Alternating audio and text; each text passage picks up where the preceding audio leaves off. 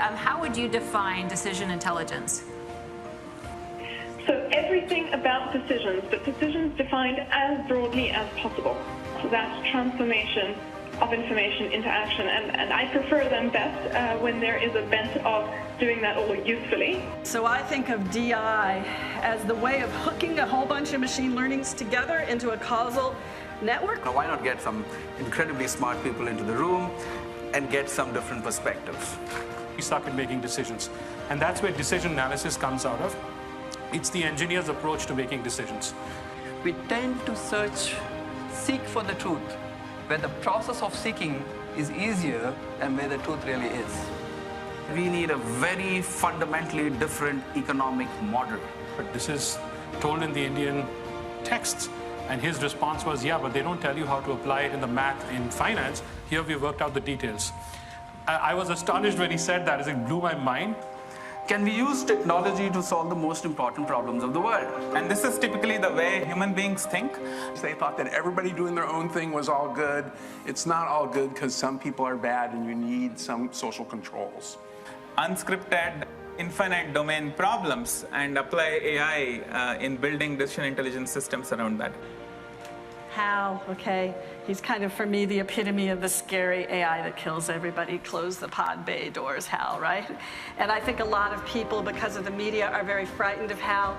I call him strong AI, and I don't worry about him. In fact, I think his danger is he distracts us from the useful AI, because it makes a really good Hollywood movie, right? I've worked with Lorraine across many endeavors and many years, but I gotta say this is the coolest one yet. What does it mean to be responsible user or application of mobile data? So first is collection. A lot has been said and talked about in data privacy, regulations, and all that. So responsible data collection, in my opinion, is an agreement between the user and the brand. It should be transparent and clear what level of permission you get, and you use it according to the level of permission you get. So there's a lot of discussion about protection from malicious and negligent actors. You know, we're all very involved right now in, trying to stop fake news from destroying democracy and all of that sort of thing. But I think there's a deeper risk that's more insidious and probably has potential to do greater harm because it's harder to detect, but when it happens, it's explosive.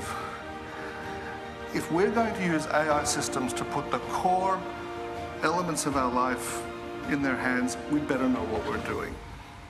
Self-driving cars have to make 1 million decisions every time they're going down the road. Some of these decisions are ethical. Let's say there's a motorcyclist next to the car, and there's a truck in front. The truck drops a load. The car has to decide, do I crash into the load or do I hit the motorcyclist? As Lorraine said at the beginning, right, a lot of it is supervised learning. That is basically, where's the decision there, right? That is a classification problem. It's, it's a prediction problem. But there's nowhere that the decision is actually framed in terms of what the outcomes are, what the states could really mean, what the values are of those things, what their alternatives are, where the uncertainty is, and I think about it, that's just all completely missing. He said, Feroz, there is absolutely no hope, and I'll tell you and prove you that scientifically that there is no hope. But the reality is, if the future of humanity is decided in your absence, you will not be exempted from the consequences. Right? So it's important to show up. It is important that we discuss and debate this. In conclusion, Buckminster Fuller said, humanity is taking its final exam, and he said this a few years back. We have come to an extraordinary moment when it doesn't have to be you or me anymore. There's enough for all. Thank you.